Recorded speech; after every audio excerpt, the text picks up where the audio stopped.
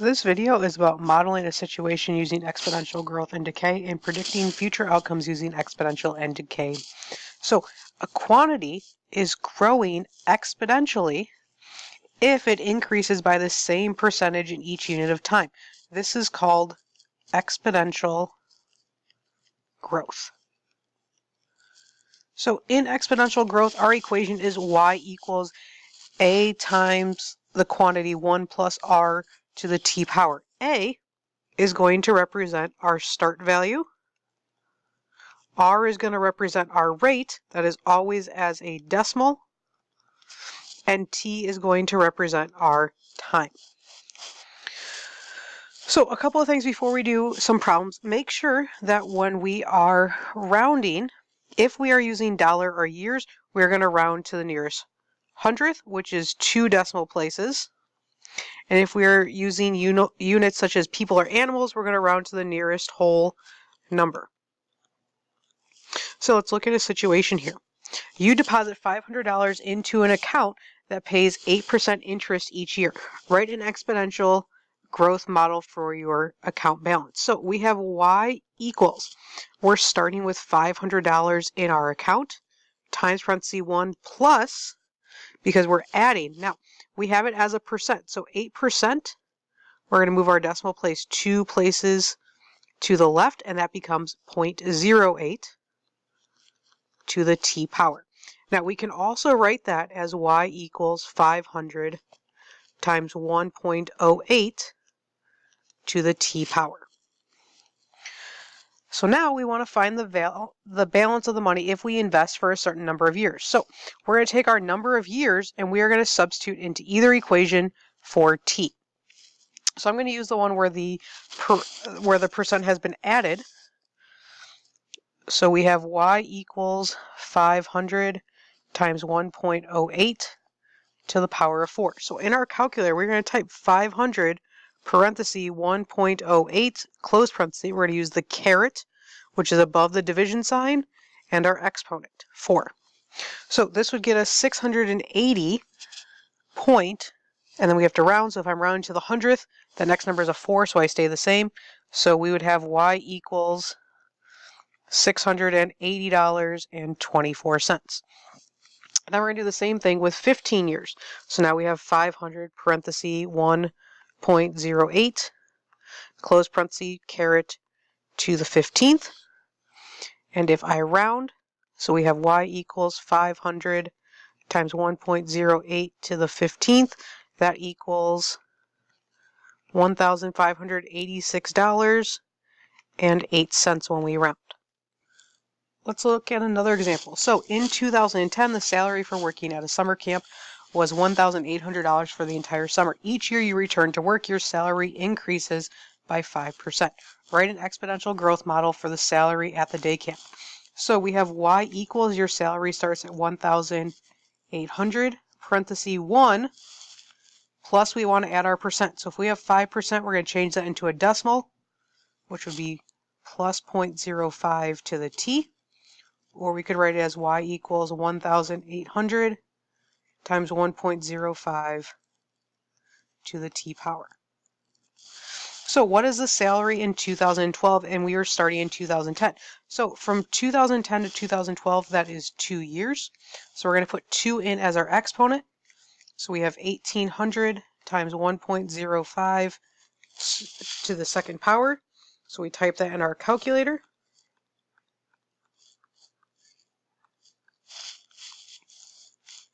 And that gets us $1,984.50. What would the salary be in 2015? So in 2015, that is 5 years. So we have y equals 1,800 times 1.05 to the 5th power.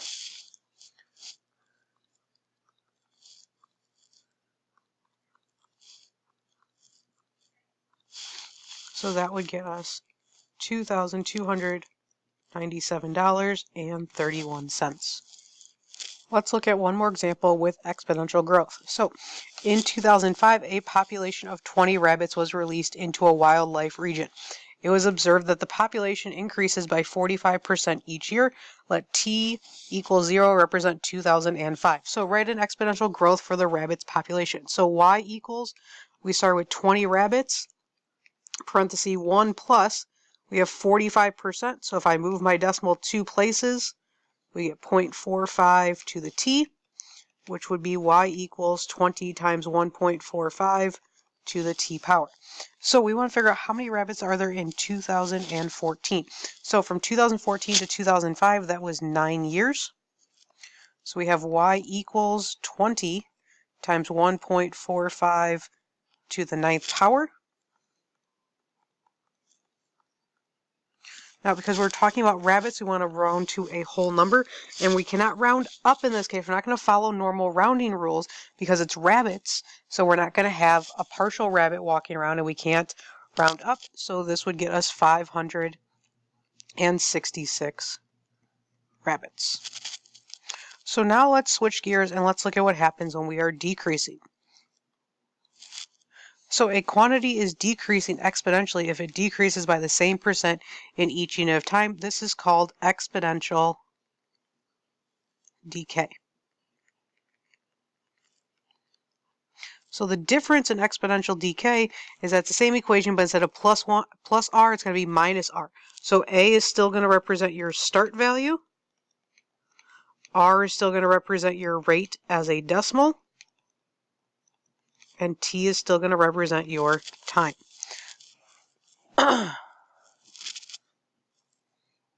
So in number 4, you bought a used car for $18,000. The value of the car will be less each year because of depreciation. The car depreciates at 12% each year. So in our exponential decay, we're going to have y equals, the start value is 18,000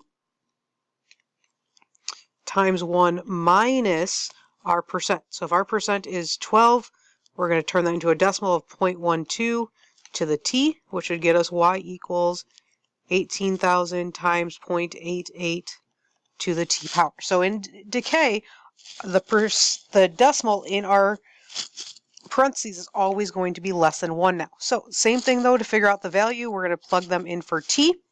So if I want to know the value of the car at 4 years, y equals 18,000 times 0.88 to the 4th power. So we have 18,000, parenthesis 0.88 to the power of 4.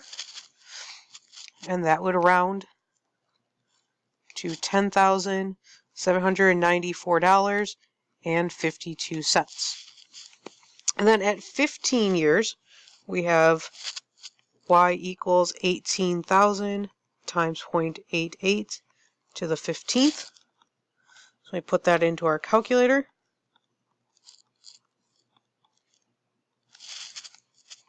Our car value would be $2,645.53. So let's look at another equation. In 1999, Tommy decides to invest $4,000 into the stock market. Each year then, the stock depreciates at 2%, right? The exponential decay model. So we have y equals, we start with $4,000 in the stock market, times quantity 1 minus, we're going to take 2%, turn it into a decimal, so it'll be 0.02 to the t power, which simplifies to y equals 4,000 times 0.98 to the t power. If Tommy decides to leave his money, what is the value of his stock in 2005? So he started in 1999, so in 2005 that would be 6 years. So we're going to put 6 in for t. So we have 4,000 times 0.98 to the 6th power.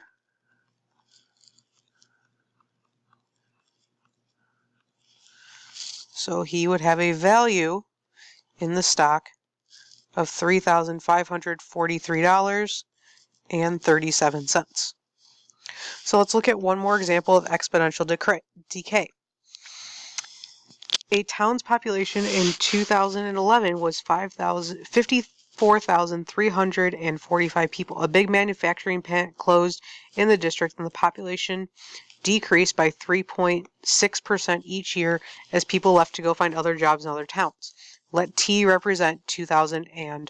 11. So in our exponential decay, we have y equals, we start with 54,345 people times 1 minus, now 3.6, we're going to move that decimal over.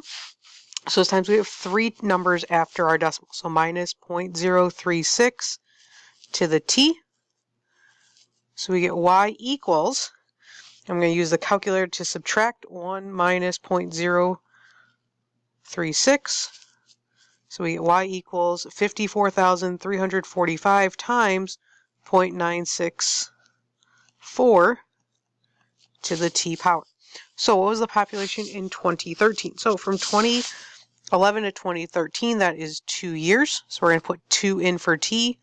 Y equals 54,345 times 0.964 to the second power.